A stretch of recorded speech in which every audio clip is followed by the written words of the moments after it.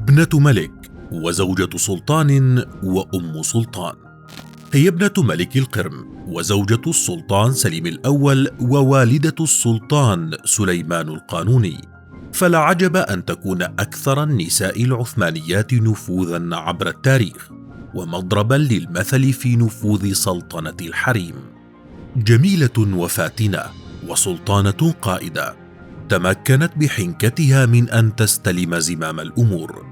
يقال أن أصلها يعود إلى يهود بولندا، وهي ليست الأجنبية الأولى في حياة السلاطين ولن تكون الأخيرة، فزوجة ابنها أيضا من أصول أوكرانية يهودية، وسيكون لها معها صولات وجولات في قادم الأيام. السلطانة الأم. ولدت عائشة حفصة سلطان في عام 1479. هناك مصدران حول الأصول المختلفة لعائلة عائشة. وفقا لإحداها فهي محظية من أصل أوروبي، ويشير نفس المصدر على أنها بولندية من أصل يهودي. أما المصدر الأكثر شيوعا يشير إلى أنها ابنة حاكم القرم مينغلي جيراي. عاشت في قصر ملكي وجالست الأمراء، لتنشأ على إثر ذلك نشأة سياسية مكنتها من أن تكون قائدة بارزة، وسرعان ما أصبحت مستشارة لوالدها في إدارته لشؤون البلاد في الداخل والخارج، وذاع صيتها في البلدان المجاورة. في ذلك الوقت كان سليم الأول حاكما على طرابزون شمال شرق تركيا، ووصلت إليه أحاديث عن فتاة ملكية جميلة وذكية تسكن القرم، فوقع في حبها حتى قبل أن يراها، وقرر الزواج منها عام 1494. وعند اعتلاء سليم الأول العرش استقبلت عائشة التي يقال أن اسمها كان هانجا في قصر توبكاب استقبالا أسطوريا، وأصبحت بذلك الزوجة الثانية لسليم الأول الذي أنجب منها سليمان وفاطمة وحفصة سلطان.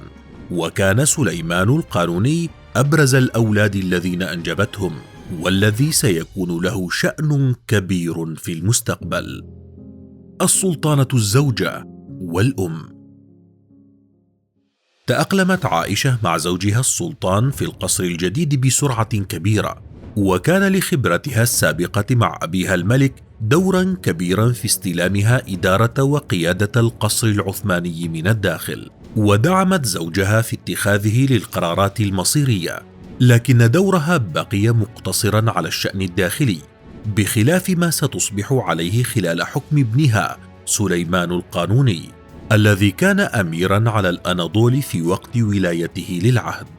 وفي يوم 22 من سبتمبر عام 1520 توفي سليم الأول الذي مات بمرض عضال، وقيل إنه مات مسموما، ليعتلي سليمان القانوني سدة الحكم، وزاد معه نفوذ والدته حفصة بشكل كبير، وأصبحت أول سلطانة تحمل لقب السلطانة الأم، وكان لها نفوذ كبير في الدولة، فقد كانت تتدخل في كل صغيرة وكبيرة، وتؤثر بشكل كبير على قرارات ابنها السلطان، حتى لقبه البعض بابن أمه، بعد أن أصبحت والدته الآمرة الناهي في كل ما يدور في القصر، وكان لديها فريق كبير من الخدم والمستشارين يساعدونها في الإدارة.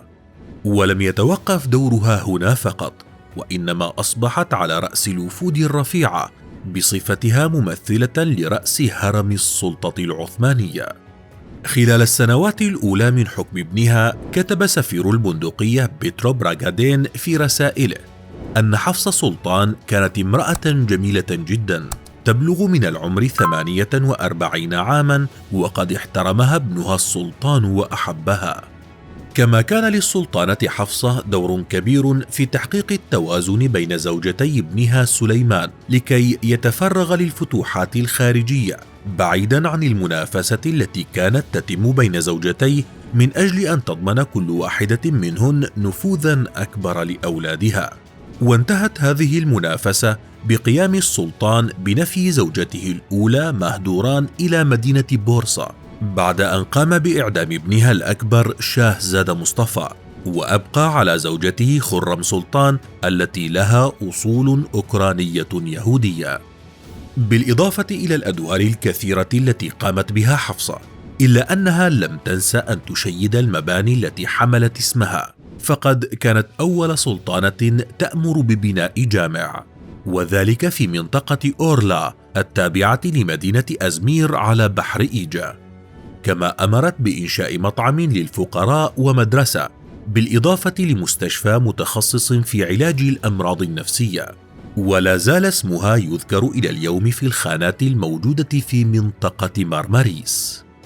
توفيت حفصة سلطان عام 1534، وكان ابنها سليمان القانوني لا يزال في الحكم، ودفنت بجانب ضريح زوجها السلطان سليم الأول. بعد وفاتها بسنة أمر سليمان القانوني بقتل زوج ابنتها خديجة سلطان الصدر الأعظم، ويعتقد أن السلطانة حفصة كانت تحبه، وهي التي كانت تحميه طيلة فترة حياتها. فكيف ترى دور السلطانة الأم في إنجاح فترة حكم ابنها السلطان سليمان القانوني؟